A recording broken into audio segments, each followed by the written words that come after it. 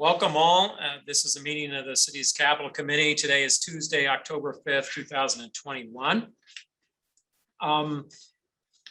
It's been a few weeks since we last met. In the intervening weeks, we've had follow-up meetings with the Citizens Advisory Committee. We were awaiting some of their input, which we will be discussing today. We also have at least one item that we need to talk about as an additional capital item that wasn't on the inventory. That we mentioned related to telecom, and then also would like to talk about what the funding parameters would be for this particular recommendation, at least this phase of capital funding. And so we're going to be doing that once we get through our presentations. First of all, I'd also like to welcome Justin Jackson, the new CDA director. And as CDA director, he's a member of the Capital Committee. So welcome, Justin. Thank you. Good afternoon, everyone. My name is Justin Jackson, Executive Director at CDA. So I'm happy to be joining the committee. You're joining us midstream, so hopefully you're ready to go. And yeah, any other questions you have, I know I sent you some of that material and links, but you just reach out and we'll get you some. But there was a lot of presentations over the last 2 months, a lot of this material that we went over. So anything that you have questions about, I'm sure we could track it down for you. Okay, thank you. All right. Well, first item on the agenda was that one item that we talked about at the last meeting. Judy Armstrong had mentioned about telecom needs for the city. Judy, are you on or available? I'm here. Okay. Did you have something to present, or do you want me to? I can pull up on screen your material, or how do you want to go? I mean, you can pull it up. Really, everything. I'll talk about it. What we sent out was just some estimates in terms of the wiring part.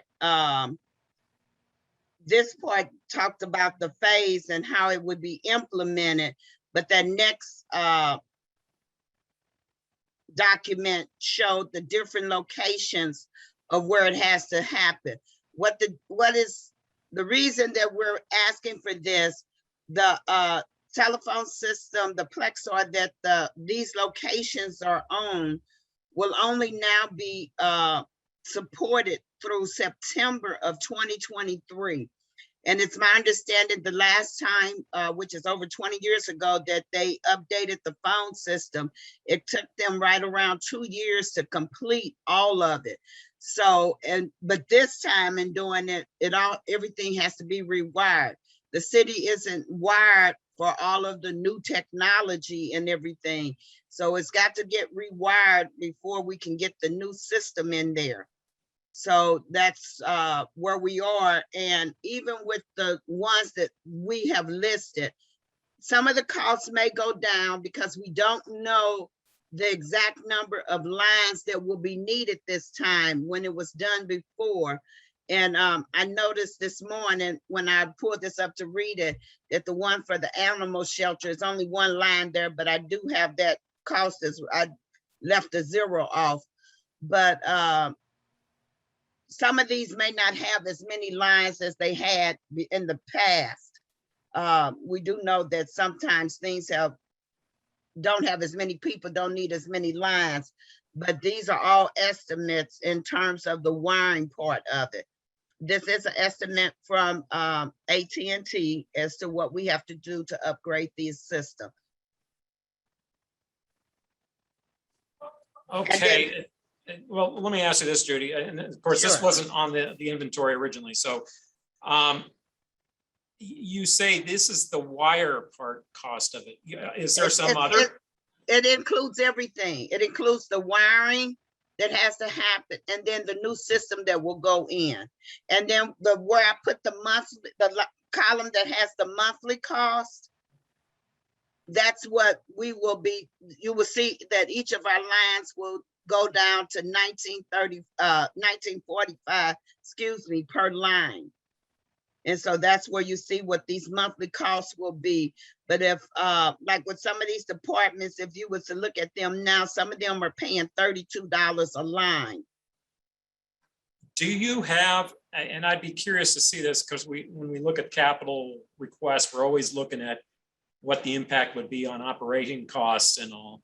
Do you have the same list of departments, what they're currently paying? Because this looks like if you do this project and you redo all the lines, the monthly charges will be what's in the right column here, totaling 62,300 plus a month.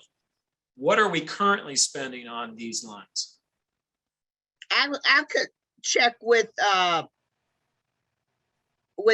and she might can give us a better total on what we're paying monthly, simply because all of the invoices don't come to our office. They go to all the different departments, so I don't see them.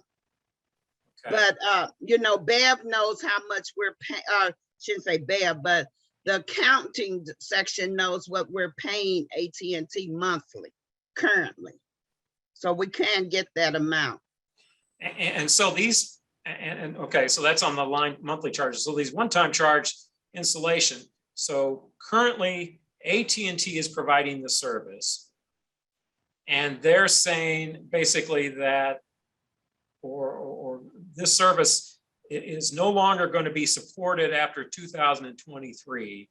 And this is their estimate for the cost of rewiring all of the phone systems throughout the city. Is that what we're saying? That is correct.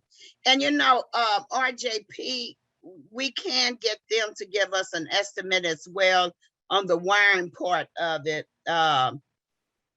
because they are on a city contract anyway. But we also have to remember that they are on so many different projects, and in getting this moving forward, but I mean, just to have another bid as far as the wiring goes, we can do that. Who is RGP? That's just another. That's one that we have through BPS, and they do a lot of our wiring currently for different things. Like they're at the GTC right now doing some wiring for cameras and stuff. So it's just a contract that we piggyback on from BPS. Well, I would think any project of this magnitude, you'd want to have more than one bid. So. Paul, may I ask a question? Sure.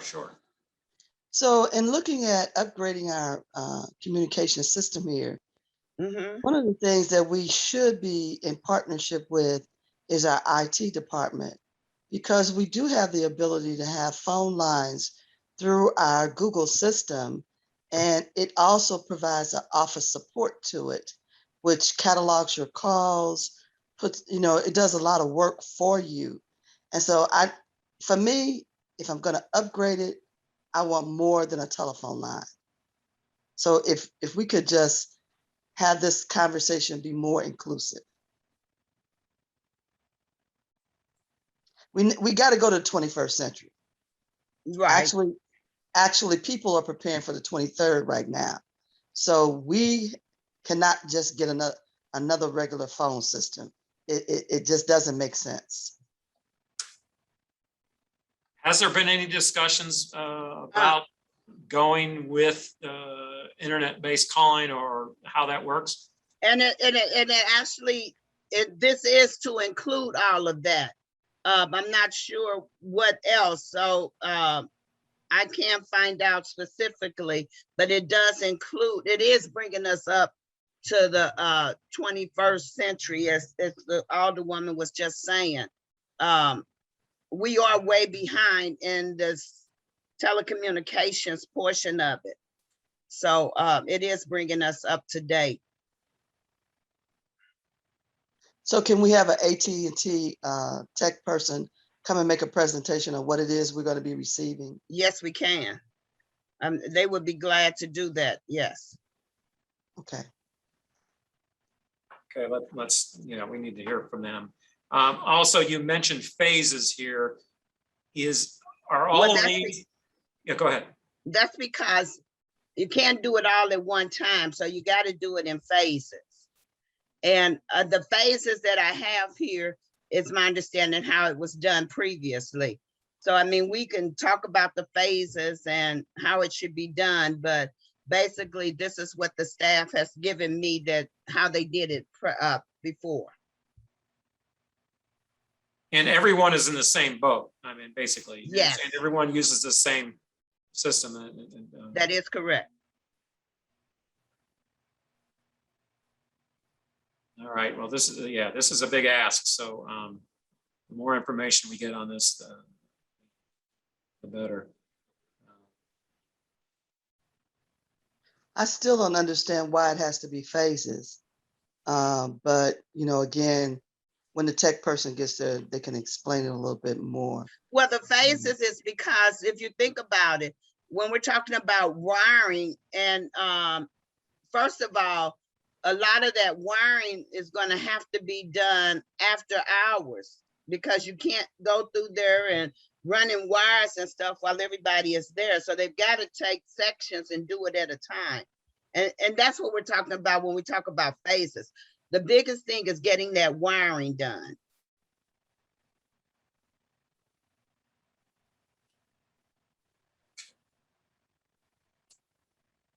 Okay. Are there any other questions for Judy on this? Yeah, this is something you'd like to get a little bit more details on. Sorry, Paul, this is Nancy Cross. Judy, is this to continue having landlines, or is that what they're asking us to do? Because it says the number of lines, is it for landlines or is it for different type of phone system?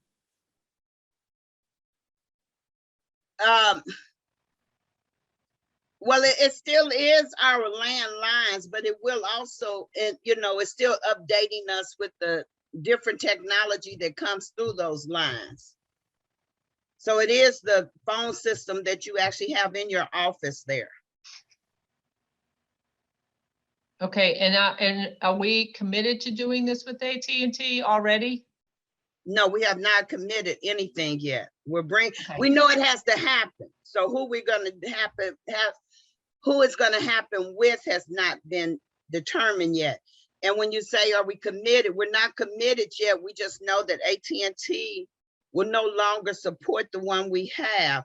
But the system, the overall system, the reason we have asked AT&T for a price is because the systems that are there, they will build upon that because that's their system there. So Right. This upgrading it, you know, makes it a lot cheaper going with them than bringing somebody else in that's going to have to bring in a whole new system part of it. So I am, I think, I don't want to speak for Alderwoman Davis. I thought she was going down a certain road, and she should correct me if I'm not correct. I'm wondering if we should, I understand we have to upgrade the system, and yes, it probably has to be done in conjunction with IT. But also what I'm wondering is. Did we lose you, Nancy? I don't hear you. Okay, can you hear me now? Yes. Okay, I'll talk in my loud voice for a change. So I don't want to speak for Alderwoman Davis. I thought her question was going down a line of how we get the system to be 22nd century, if not 23rd. And Right. wondering, yes, I know we need to upgrade and work with IT. I would like to see more information in a presentation, mostly because this is talking about upgrading landlines, and more people may not be using landlines the way that they were before. And I'm just wondering if we need to rethink that and change how we're looking at what kind of phone system we have. So, but I'm sure that they'll be able to answer that question if we can have AT&T come and Right. talk with us. Okay. So, but that would be one of the concerns. I thought, I don't want to speak for Alderwoman Davis, but I thought that was a little bit where she was coming And from. I believe that's landline. where she was going as well. That's how I Absolutely. took her question. Yeah. Mhm. So, and that's some of the questions that they can answer as to where we're going with the system and what it will do. So, I believe, I'm not speaking for the Alderwoman either, but I believe that's how I interpreted her question as well. You both are correct. Okay, Judy, could you just make sure that at our next meeting, we're gonna have a few meetings to go over all these things, that we can have someone from AT&T available. So when you say the next meeting, are you speaking of the one that you have scheduled for next Tuesday? Yes. Okay, I will do that. Okay, thanks. Uh-huh. Anything else for Judy on this topic?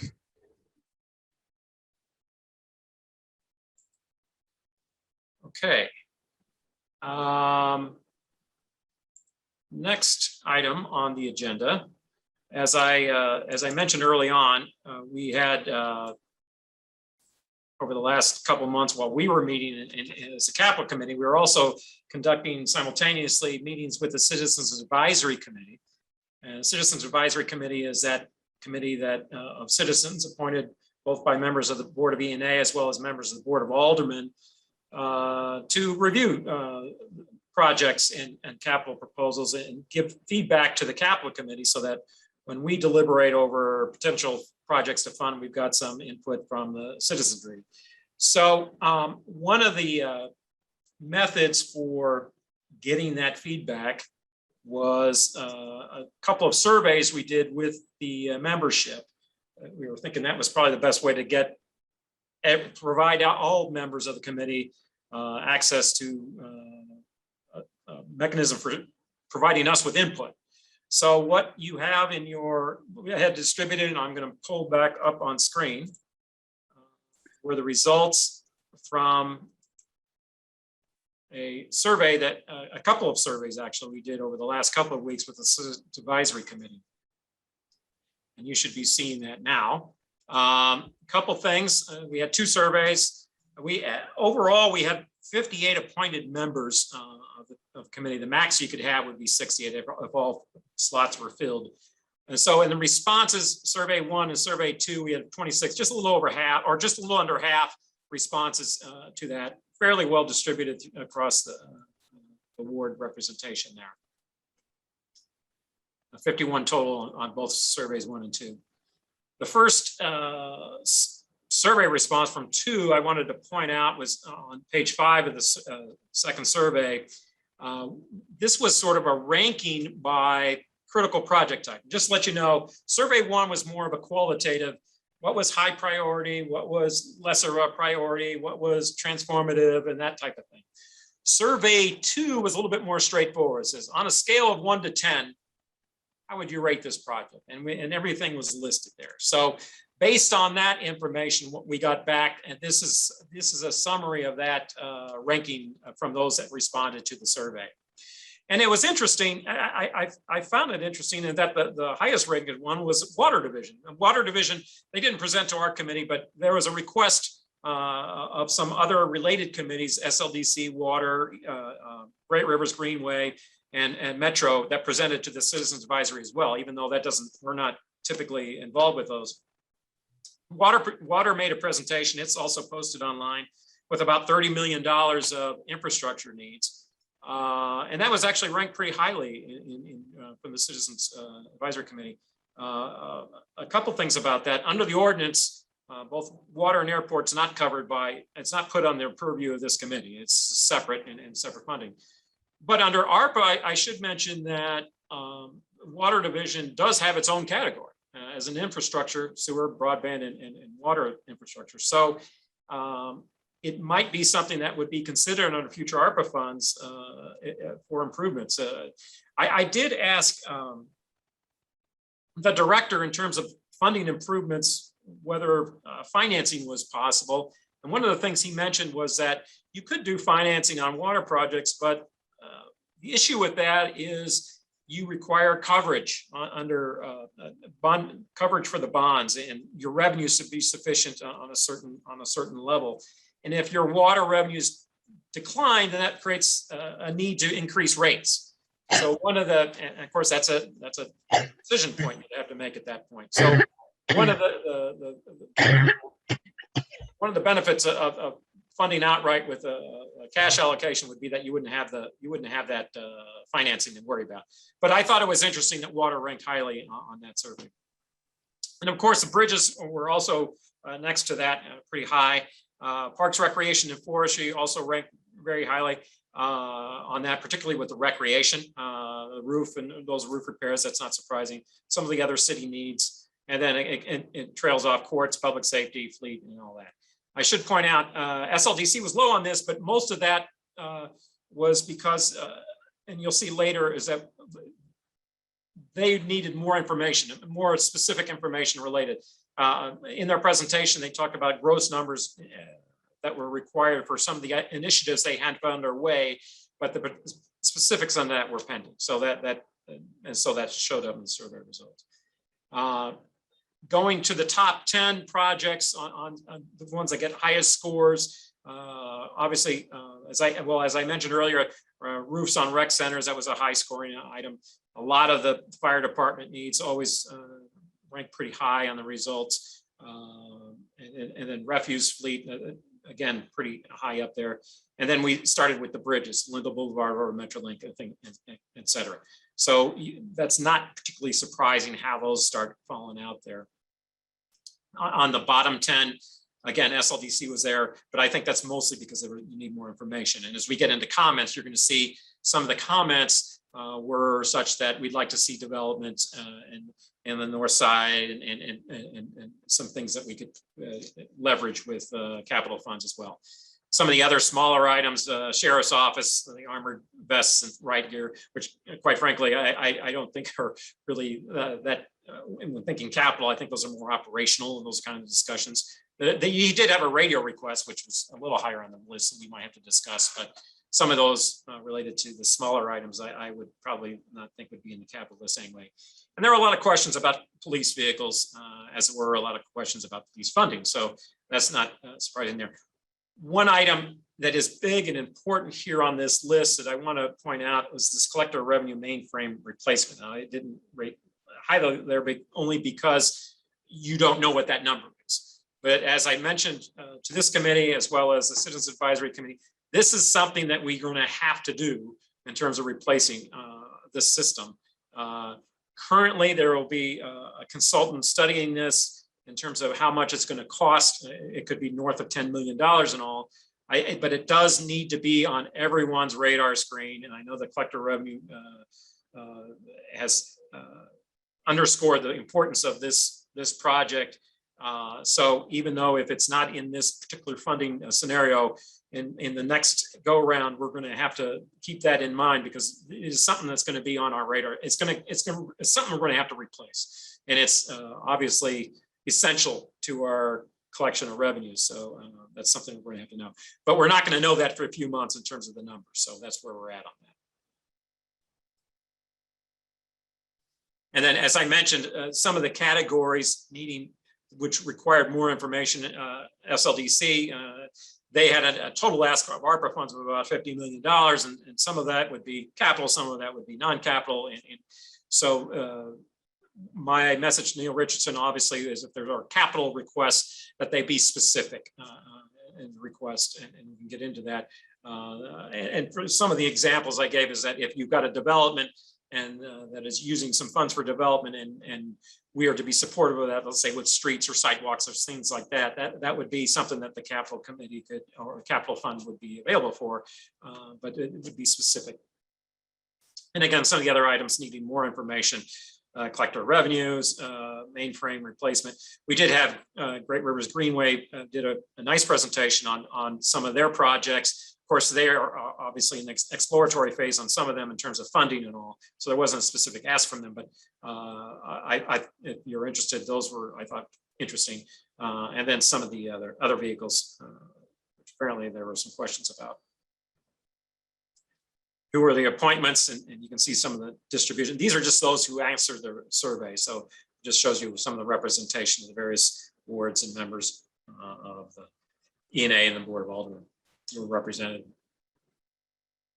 Some of the additional comments, traffic calming measures were mentioned that were not on the list as something that would like to see.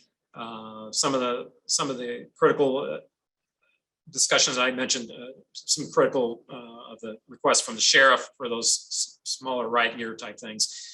I did want to address some CIC members felt that the suggestions were ignored or that decisions have been made. I did want to address that one head on. I can tell you, other than coming into this, other than the need for the improvements to the Justice Center, and perhaps the need for the start the design on just on the PSAP, I have no preconceived notion of what when this process started about what was going to be funded. So I think that is up to both. We went out to this committee as well as the Citizens Advisory Committee, what their opinions are, and ultimately to the elected officials to make those decisions. So no decisions have been made up to this point. And as a matter of fact, later in this meeting, we're going to be talking about some of the funding parameters and how much we want to spend in capital. So I do want to address that, especially because there have been no decisions made at this point. One of the items I thought was a very interesting question. What's the plan for using this opportunity to strategically downside capital needs to fit smaller future, the city's smaller future needs?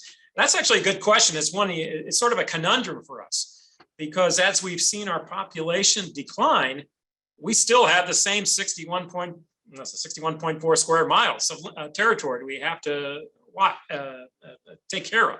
And that's the same streets and the same infrastructure. Now, we've had some innovations with street narrowing and street calming to where you've got a middle lane versus all 4 lanes and things like that. But we still have, as I look around this building, City Hall, we still have the Carnahan Courthouse across the street. We still have across the street from there, the Civil Courts building. And I don't think anyone would claim that those are efficient facilities. They are historically significant and they are architecturally significant. And I think that's part of an old city that comes with being a part of a historic old city. But those are some challenges that still present themselves regardless of what our population is. Now, there are other buildings and things that over time, over the years that the city has stopped using, and for whatever reason, there are some that are used by private, not-for-profit groups and things like that, that we come into arrangements with that we could always review. But I think we sort of touched on it when we talked with the fire chief about looking at, well, maybe we don't need all of these firehouses where they're at, and we need to look perhaps a study for reviewing what those locations would be. And I think that's something that might be worth exploring. But again, it is a conundrum with that, given that you're still stuck with the same geographic footprint. How can you, and those same capital infrastructure needs, how do you downsize that? And that's something that you look at things that you can, where you can find them. So those are some of those comments. I'm not going to go through all of these comments, but I did want to address some of the ones that were presented to us. It also been, let me see, one of the issues with the CIP evaluation criteria, we talked about the criteria in terms of what was important in terms of matching funds and those which were public safety related and such as that. There was also discussion that equity perhaps should be a criteria that would be included in this evaluation, and how do we ensure that developments that is happening or happening is in some of the communities that need it most. And I think that was shared by a number of the Citizen Advisory Committee members. We also received some specific recommendations for other projects, and again, I'm not going to read through all of these, but you can see some of those. Calming humps, traffic humps there, business district, major arterials, 50-50 sidewalk matching and all those things. There was one that I thought was particularly interesting. It might be further down. I might go in there. Here's some, I don't know, Alderwoman Davis, some of the improvements to the Board of Aldermen's facilities, which may or may not, you may or may not want to consider, or your colleagues may want to consider as well. Some improvements to rec centers. I think we talked about a bit, deposits into friends of accounts. One of these things we often hear about is we'd like to have a fund for this. And while I'm often sympathetic to that, one of the things I can say about these capital project lists, they're all pretty specific. I mean, in terms of the needs out there, we are not short of any needs, and everyone has a specific project they have. So it's hard to argue for funds that are sort of nebulous as opposed to specific projects. And so that's one of the things to keep in mind when we get there. ADA at restrooms for all city facilities, ADA issues were on our list. Oh, here was the one I was thinking of in terms of major corridors, because it was one, if you recall, on our list for streets, we had $14 million as a need for arterial street paving. And I thought this was interesting, sort of, rather than just street paving, there was a talk about making investments in coordinating those with other things that might be going on. So for instance, let's say you chose Kings Highway and Grand as you just wanted to go and pave all of those two major corridors, north and south, both of them. You'd want to be able to coordinate with all other infrastructure improvements that are going on with that. So I know Great Rivers Greenway, they talked about their improvements they're looking at to do on Grand. So you say, hey, let's say if we chose that, we would hold that and make sure that these are all coordinated so that we're getting the biggest bang for the buck, and we're not having to, the biggest complaint I always have when we do arterial street paving, you do it, and then the next month, all of a sudden someone's cutting it up and putting something else new in it. So we just want to make sure that these are coordinated. So I thought that was a good suggestion as well. Some of the other items in there, Soulard Market ranked as an item there. I don't know, pretty big dollar amount there.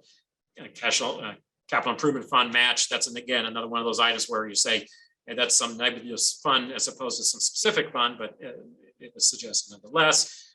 Some other projects related to school properties, entry signs, things like that. Again, I'm not going to read through all of these, but I think they're available for you to consider and such. And following all those comments, these are, if you're interested to say, how did this each project rank? Each one of them is listed, and you can see how it came about, how it was ranked by each member of the Citizen Advisory Committee that responded. Let me see if I wanted to. Thought I saw, yeah, the rec centers, there you go, pretty high on number 10 there. Same thing with park maintenance renovations were up there too. Pool renovations at the rec centers, replacing roofs, firehouse stuff, that was pretty high. Most of the firehouse stuff was pretty high on the list. I also saw that I haven't come to it yet, but you can see like here's the public safety answering point, also pretty high on that list. So, and again, I'll let you can also go through that on your own. I'll take you to let's go to the next. Okay, survey one. Survey one, again, this was more, it wasn't a numerical ranking, it was just more by category, high priority versus a lower priority versus transformative and all. Again, on the high priority list, confirms what was in survey two. Water division was pretty high up there, along with bridges and parks and such.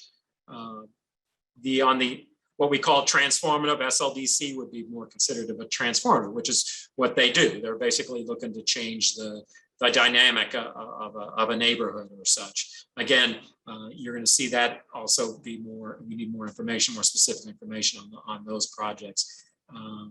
Essential. So these would be not quite high as high priority, but essential to operations. And you can see courthouses and other city needs ranking in that category.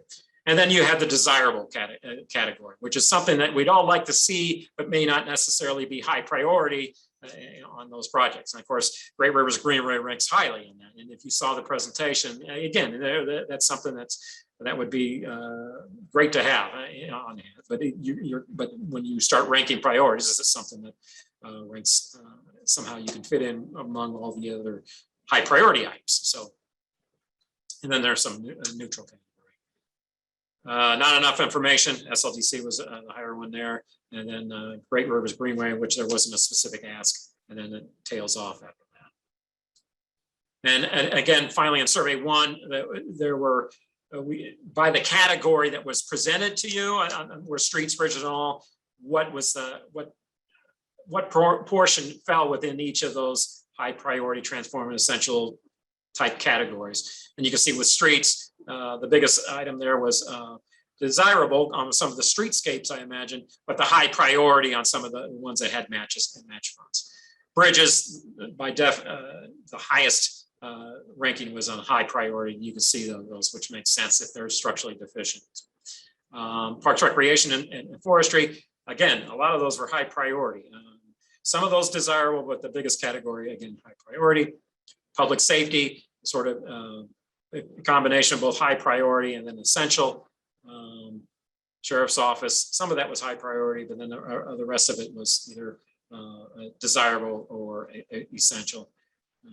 Courts, more of an essential, some part of it high priority. And then fleet, part of it's essential, but the biggest chunk would be, well, big chunk be essential when part of it would be high priority.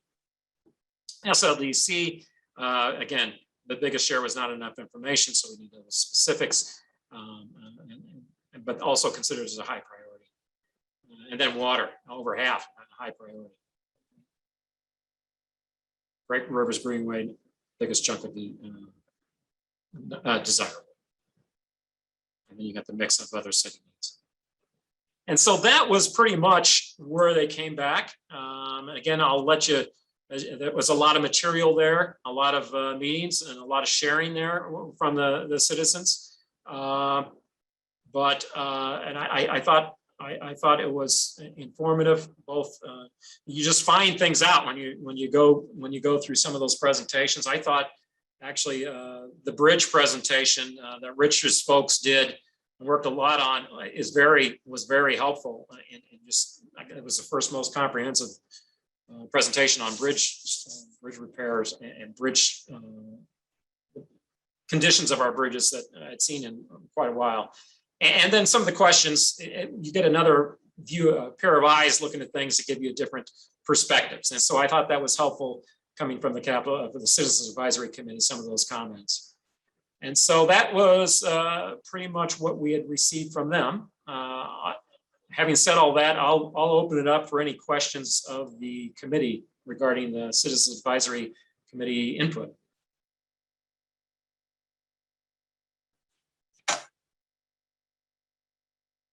Rich, did you have any thoughts? I was gonna. You participated in all of those as well.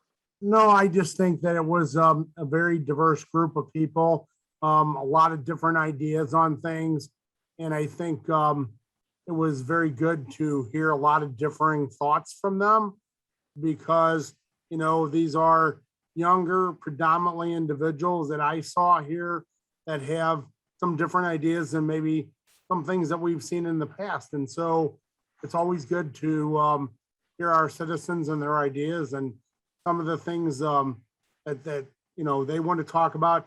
I think one of the things that they particularly, were curious to know is, we have a lot of things that are broken that need to be repaired. A lot of critical things, $150 million worth of critical things. And I guess what their take on it was originally is why haven't we fixed more of this? And it's hard to explain to them that we're very aware of this. And Paul and I work through this every day with fixing the most critical problems with the little bit of money that we have.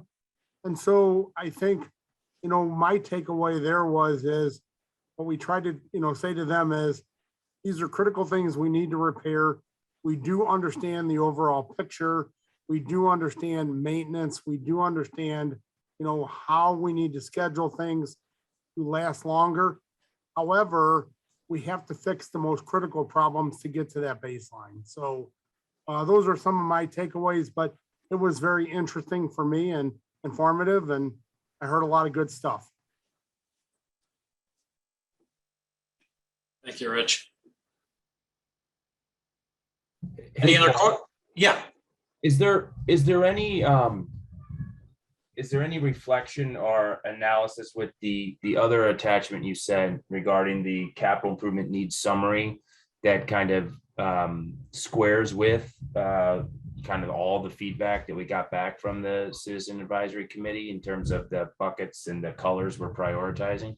I could do that if you'd like. I haven't Yeah, we just got that at the end of last week. It would just be interesting to see if you know, if there was an assessment of what they considered critical, and how that correlated with, you know, the department heads and how you guys are viewing, you know. Yeah, what we could do, and I was playing with that earlier, is just pull them out and sort of give them a number. I mean, you could see where they are in their ranking by number, if that's helpful. Yeah, I think it would be interesting. Okay.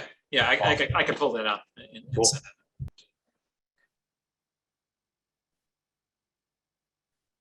Any other questions on that? Well, Paul, I just want to go back to what I was talking about before. I saw a lot of interesting things that I think definitely we need to address at some point. But to piggyback on our Director of Public Safety, there's so many things that we want to do, need to do, and should do. But I don't know if we say it enough or we make it clear enough that we don't have the money. We no longer have the population that produces the funds to address these things, nor do we have the corporations that we had even 20 years ago to address some of these things. And so that's why all the other things that we're working on for the city of St. Louis to attract more people, to attract more businesses, so that we can have more money in the coffers to address all these needs.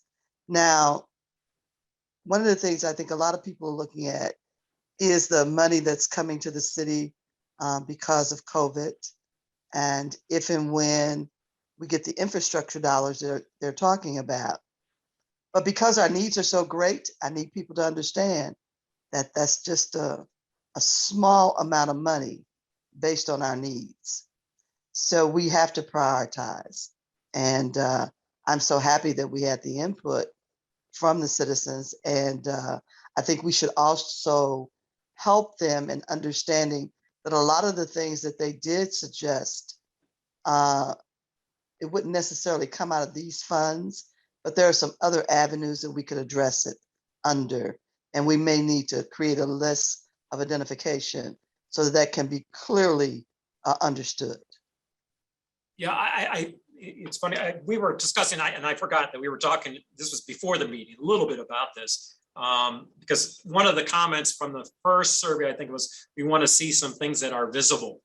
And and I am totally sympathetic with that, because you want to be able to say, hey, we're having a major impact here, transformative and otherwise, with all these capital monies. And as soon as we lay out something, we say, hey, well, we got some funds to do this new exciting thing. Rich comes out and says, hey, we've got this sewer pipe that just busted somewhere. And I'm thinking, oh, how much is this going to cost? And no one sees that. It's just something that it's one of those things that you just have to do. A fire alarm system here, or a broken main somewhere, or a broken sewer pipe somewhere else. And you're trying to strive a balance to where the list of critical needs is so long that you want to try to strike a balance where you can address some of those at the same time and get an opportunity for some of the newer stuff that we can all be excited about. And so, yeah, hopefully with the funds that becoming available, both ARPA as well as some of this federal infrastructure monies, and maybe some of the other sources you're talking about, Alderwoman, that we can do both, a bit of both. And that's what we hope to be able to do. And it is a unique opportunity that we have, and hopefully we can do that, because otherwise we wouldn't be able to be having this discussion at all. So At all. That's right. No. That's right. All right. Unless there's anything else on this, the other item that I had on today's agenda was a discussion about, as we prepare to talk about what items we would like to see funded. Obviously, in one of the questions that came up at Capitol, both the Citizens Advisory, how much money are we talking about allocating in this first go round? So what I want to do here, and I'm going to share screen again,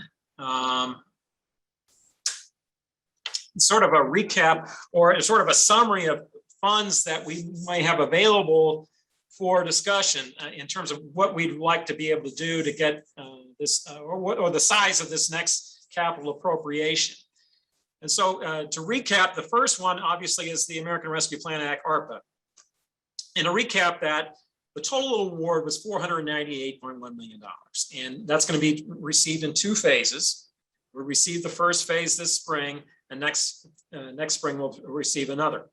So having received the first installment, was half of that, it was $249 million. Now, if you recall, and when we did the budget, because of revenues, we allocated 17.3 of that to bridge a budget gap. Now, we may or may not need that, depending on how revenues come in. If they don't, they're freed up, but at least that was budgeted in the budget.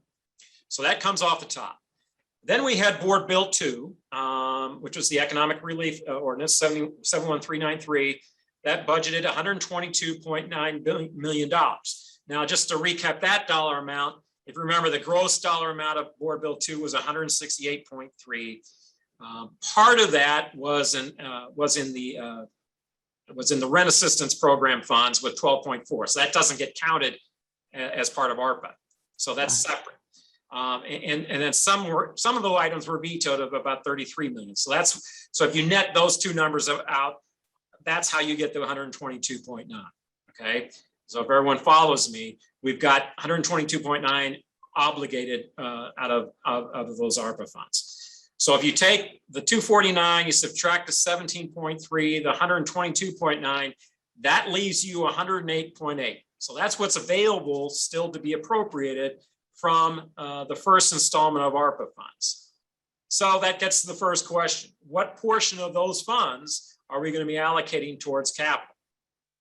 That's the first question. Now, we do have a couple of other sources, or a few other sources from that will be appropriate as well. Last year, we had a surplus in operations, and by ordinance, 1/2 of that operating surplus goes towards capital. That's a good policy. It's a one-time benefit, so you have a one-time use. It's something that it's a discipline that we adhere to. So that's $16.4 million. Now, we also had in the Economic Development Fund, I don't know if you recall when I made the budget presentation, we had $1 million in public safety infrastructure that was never appropriated. We hope to get back to that, but we never did. So that's still available for appropriation. And then I'm told by the comptroller's office, there are some interest earnings in the 2018 bond funds of about 1.3. That doesn't require appropriation because the bond fund ordinance appropriates them. But we do need to allocate those to funds, but it has to be for purposes that were approved in those bond funds. So that will be available as well. So the big question was today for everyone to discuss was how much of the 108.8 in ARPA funds should we be looking at? So I will open that up for discussion. I know, Nancy, you had some thoughts on that.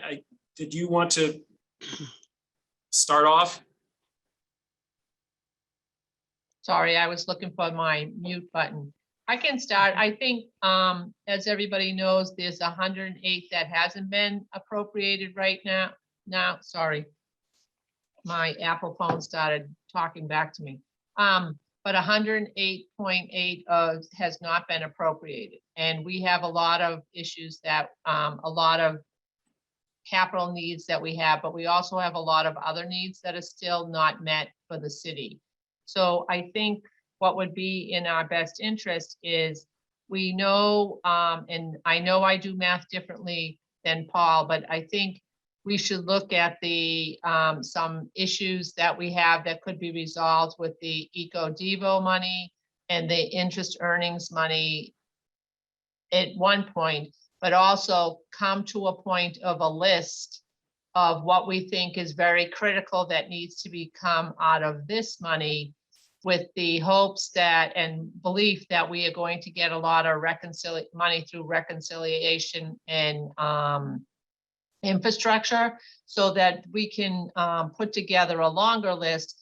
But right now, I think that some of the 108 is going to need to be used for other issues that hadn't been addressed in the first ARPA money, and that we should have a discussion about that, but try to leave some money, like maybe get to 50 million of the 100 that's left that would go towards capital now, plus the 3 categories underneath, and make a recommendation, because at the end of the day, we're recommending, but then the E&A committee and then the Board of Alder people will have to make the final decisions as to what happens. And I think between the capital committee and the Citizens Advisory Committee, there are a few things that everybody's kind of in agreement on that we really need to work on. And then when we get the bigger amount of infrastructure and reconciliation money, I think I'm probably putting apples and oranges together, but that big bill, we could look at bigger projects that we need to do. And there is money now, and I agree with Alderwoman Davis that a lot of years there hasn't been money here, and the best idea is to try to get as much done as we can and hope that as we make the city infrastructure improvements, that brings more business, et cetera, and people back into the city. But it's a long way to say, but I think we should look about 50 million for capital improvements plus the additional money where we're going to recommend, and we'll see where E&A goes from there. But I'm open to a discussion about it. I think there's some things that didn't get funded yet for like early child care, money to groups that had lost revenue during the pandemic and COVID time that have requested monies as well. So I think I probably talked enough, and we can hear from other people and have people comment back if they need to. So. Well, I'll just throw one quick comment in there on top of that, Paul and Nancy. I agree with Nancy. And I think that what that does for us right now at the moment is if you look at the 50 roughly, plus the other line items that are there, what it does is not only leaves a balance for taking care of some of the other things, but it makes it a palatable amount to take care of some of our most critical needs that we have right now in the time frame that we have to spend this money. And I think that's the one point I want to make, is that we are about 6 months into this money. We need to spend it relatively quickly within the next 2 years. And so some of our equipment purchases, if we could do some of those type of things, for example, our bridge repairs, for example, are things that would be relatively quick.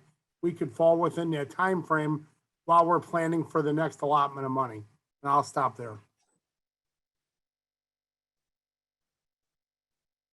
Yeah, well, I mean, it's obviously, as Nancy pointed out, it's up to the elected officials and all to determine. I have no qualms about arguing for capital. I think of the funds as basically any decision we make on these funds. I think you have to look at it and say, when it's all gone 5 years from now, what are you going to have to look back on, and have you addressed what you needed to address? And so that's fine. And so that's how I would look at it. And anything to where we can get a package where everyone can agree on is a good thing. And so I agree to that to the extent. So, but the more we can get in capital, the better. Let me ask a question, and it's maybe a hyper technical question, Paul, but how are they defining spent, right? Rich reference, which I think we all know there is a looming item around, you have to spend these monies. Is that simply, look, it's in a disbursement account aligned with additional federal dollars that we might be leveraging for these long-term infrastructure projects? Because as you know, it'd be really hard to fix, 7 bridges in 2 years' time. Right. So what's kind of the definition or the apparatus that defines us as spent, or The guidance I've seen on ARPA funds is that it has to be obligated within 3 years. So in other words, it's under contract or something. It doesn't have to be necessarily spent, but it has to be under contract, and you have to be able to point to it and say, hey, you've got it there. 5 years, it's got to be spent. Got to be spent. Okay. So there is no wiggle room after that. So yeah, sure. Everything's got to be encumbered and under contract within 3 years, and then spent within 5. Okay. That's helpful. I mean, that can align with, right? I mean, every 5 years we dust off the capital improvement plan, right? And are in an update with that. So the good news is we've got good capital needs on the books. Okay. Yeah, I think that's a good consideration when you get to the point of, you know, making sure that we've spent the money. I mean, you got to make sure that you've got the capability to get the dollars out the door and the project's done. So, and Rich knows that more than anybody in terms of which ones require a lot of upfront design work, let's say the PSAP, for instance, versus which ones can be done, perhaps the arterial paving or something like that, with a little bit easier to get done. Sure. Sure. And just so we're clear, the federal government makes us, for all the right reasons, have a lot of auditing, bookkeeping, paperwork that has to be done on a fairly regular basis to make sure that we're moving in that direction, Alderman Oldenburg. So, and over the years, I've noticed that they've gotten tighter about having all of those rules followed, which is a good thing. And there are other people on this call that could speak to that too, is that there was some money in CARES if you didn't spend it by a certain time. Right. The federal government was clawing it back. Luckily, we spent what we needed to, but that's what we'll want to avoid with all of this too, is we don't want them clawing back money because we took too long to figure out what to do with it.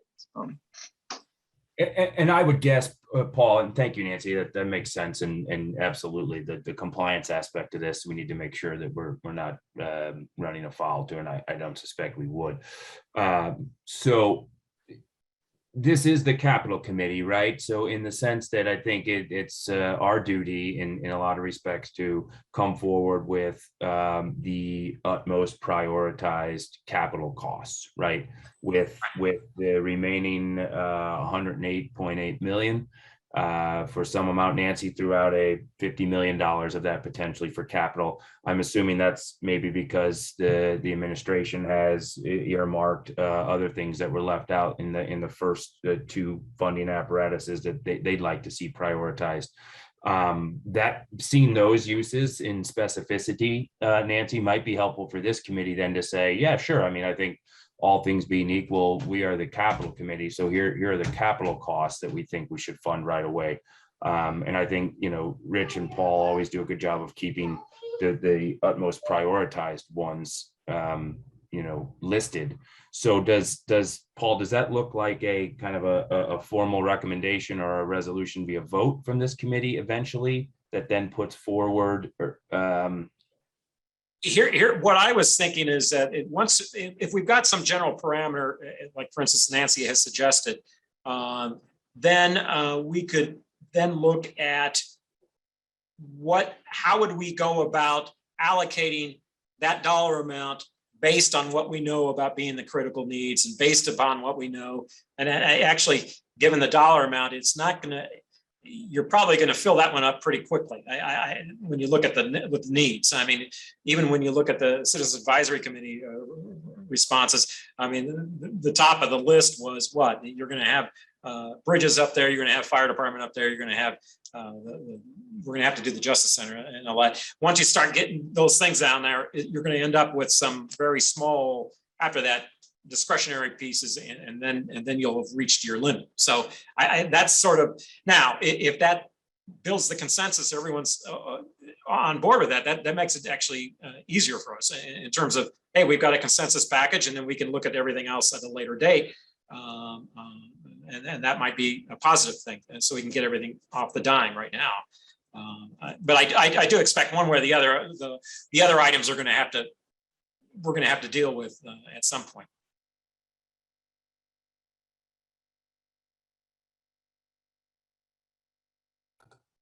Good.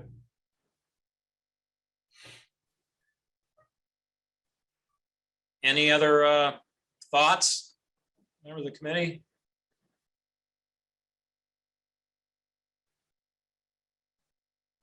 Okay, well, I tell you what, let me. Paul, I just got a sure. Go ahead, question. Tom. I want to make sure I know what we're saying here. So we're saying that we're going to put together a list Tom, you just went mute.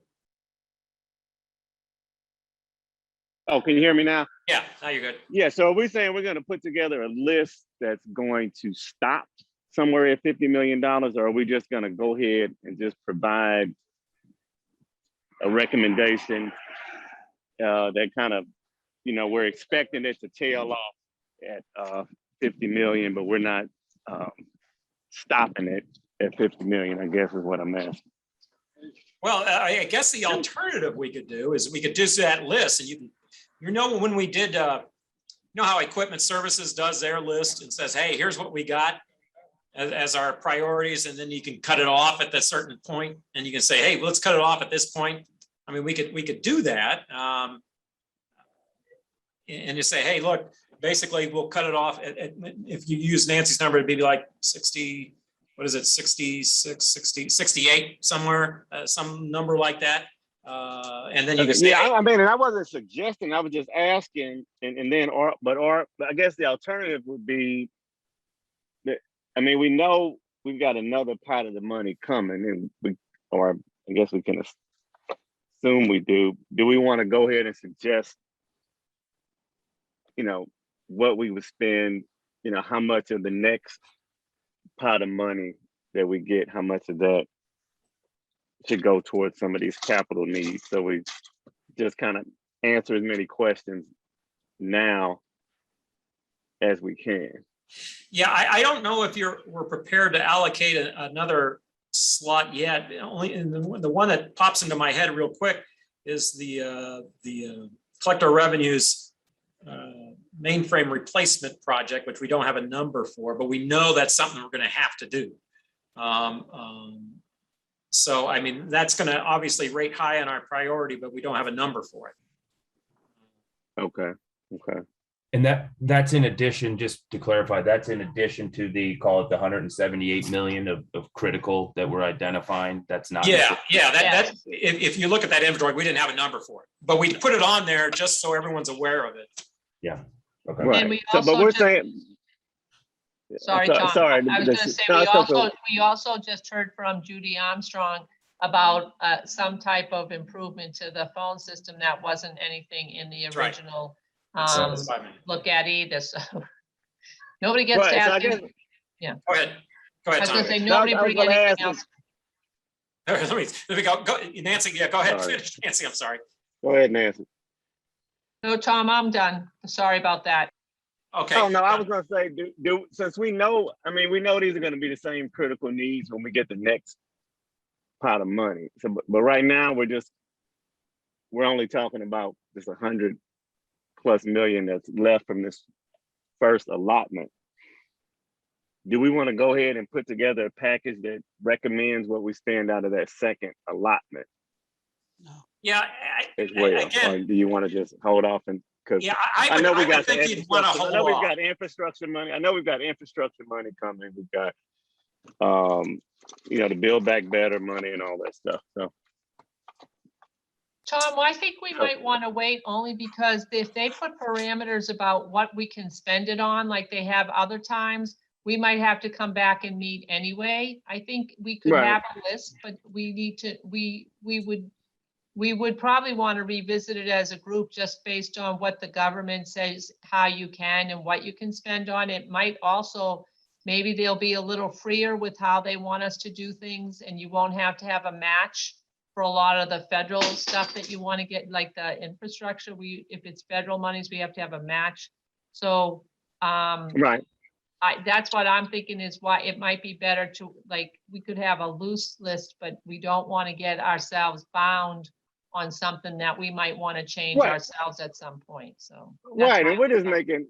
making, we won't be bound. We're just making, but I guess I'm saying, does this committee, are we already kind of thinking about or Rich, I guess you kind of already have in your mind, if we get however much for infrastructure money, where that's going to go and what's the priority outside of this first 50 or so million that we would be recommending of this first allotment of ARPA money. So right now, Tom, we have about 178 million and critical needs on the list. And so Right. that's our general list we're working off of, plus the phone system, plus the collector of revenue, plus anything else we want to, determine from citizen advisory suggestions that came in. So I think what, the suggestion Nancy made and kind of where I think I would be with this is if you took $50 million of the ARPA funding plus the 16.4 million in year-end surplus, plus the 1 million in EcoDevo, plus the 1.3 in interest earnings, that's about $68 million. And if, the committee would like, I and Paul could make a recommendation of projects in that neighborhood that we could look at and discuss, and then, determine from there which ones you guys want to put in, or is there something else on the list you want to put in its place? We could start there. Yeah, no, No. I got you. But go ahead.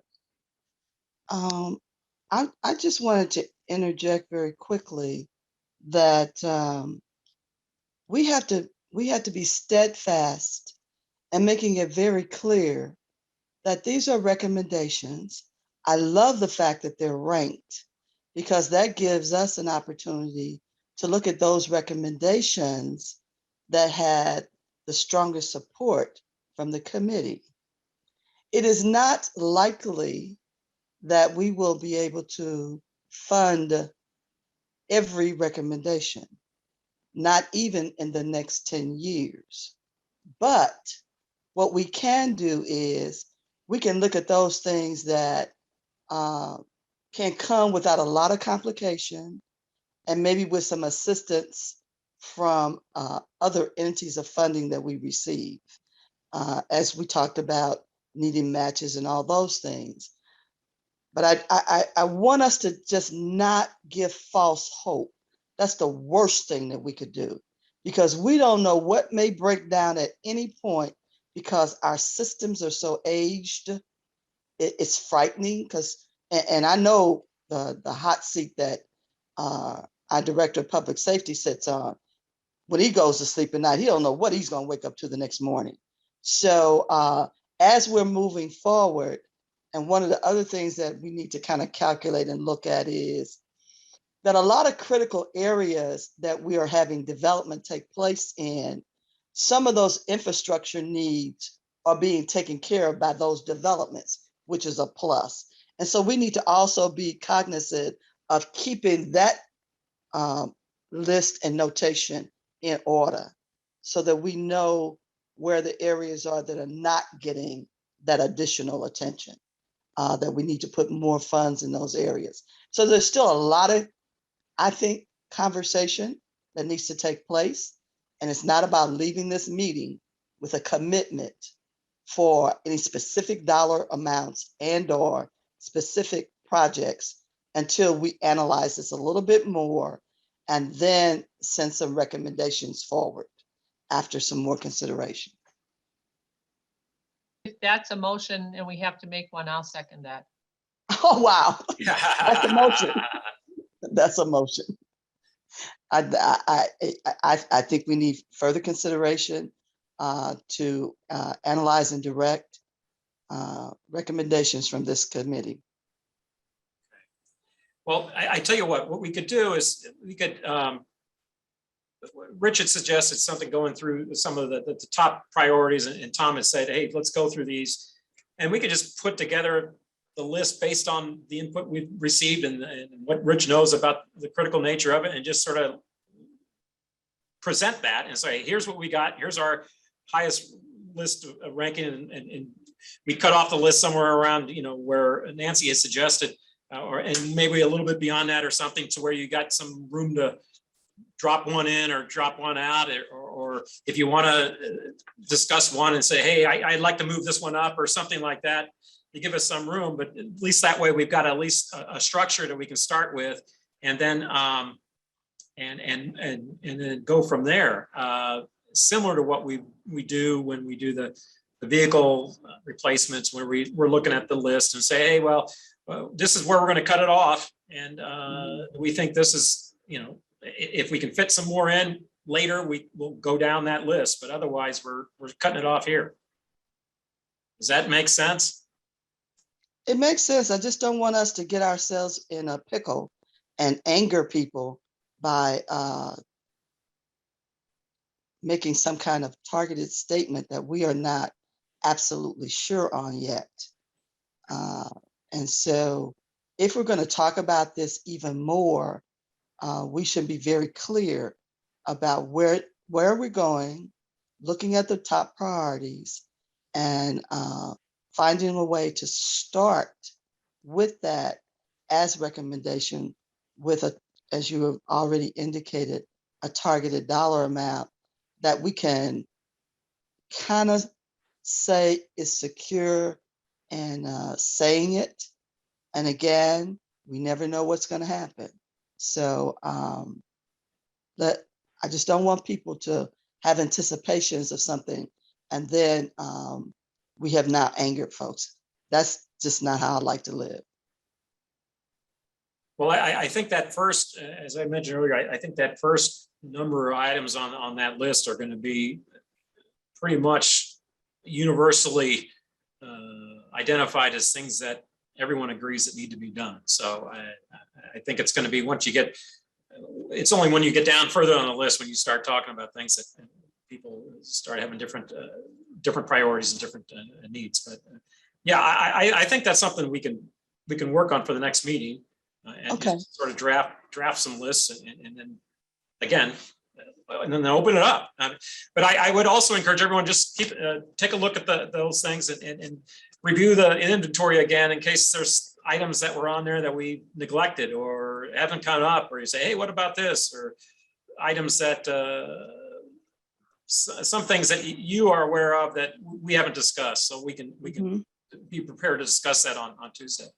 Yeah, I saw 2 items, so I need to take time and go over this a little more and make sure that at least those things I'm aware of. And then, as you all know, I drive the entire city, so I kind of pay attention to a lot of things. And I want us to be as responsible as we can be in denoting what will take place based on the recommendations. Well, all right, we can do that for again, that our next meeting would be Tuesday next week. We do need to have a follow-up on Judy's telecom issue. So we got some more details on that. And then we can start playing with some actual numbers and project listing and rankings and see where everyone's at. And then hopefully we can go through that and we'll just take it forever, however many meetings we need to have until everyone gets comfortable with some recommendations that we can submit to elected officials. Absolutely. So should we be scheduling the AT&T meeting for one of these times, Paul, or should we do that at a separate time because we had asked about what does all this mean? Yeah, I would. Judy's project. Yeah, I was thinking Judy would bring, we'd lead off with that at the next capital meeting. They could present and we could go over that and they could give us a little bit more information about what they were talking about. And then we can go into the project's discussion. Okay, thank you. That sound like a plan? Does. Okay. All right. Well, that's all I had for today. Was there anything else that anyone else needed to bring up or prior to next week's meeting? Anything I didn't cover or want to discuss? This is Chris. We need a resolution on the issue of the source of the funds for the dedicated refuse truck money. A little over $1 million that normally would have been in a capital lease. But in August, when it came up, you and Latanya said that borrowing that much money was cost too much, and so you might want to use cash. The reason I bring it up is because the bidding was completed last week, so now we have a price. And we have to place our orders for the chassis for the 4 trucks within the next 4 to 6 weeks in order for us to be guaranteed of getting this model year. So timing is a little bit of an issue here. And the money's dedicated. I'm assuming it's not a problem getting it, just a question of where's it coming from? How much are we talking about, Chris? The exact number I need for 4 alley trucks is $1,051,859.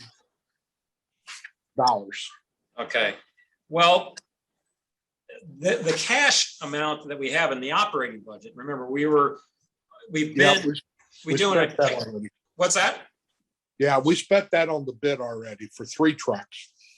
Well, that's already been spent. Yeah, that was what we bid out. So now we have the second half of the money. That's normally the capital lease that we need to award the POs on it so we can get the chassis on order. Well, we're probably gonna have to talk about this separately, because we're not doing a lease this year simply because it was such a small amount and it didn't make sense because we're not doing an operating lease on other rolling stock because of the actual cash purchases we probably could make with these funds. So we'll probably need to talk offline on that. But yeah, any funding coming from this process would have to wait until we have an appropriation. So. Okay, I just want to make sure you were aware of it. Okay. All right. Anything else for the group? I think we're done. Okay, thank you, everyone, and we'll see you next week. And if there's anything else you need in terms of materials, I think we've got them all distributed. Just let me know. Thank you. Thank you, everybody.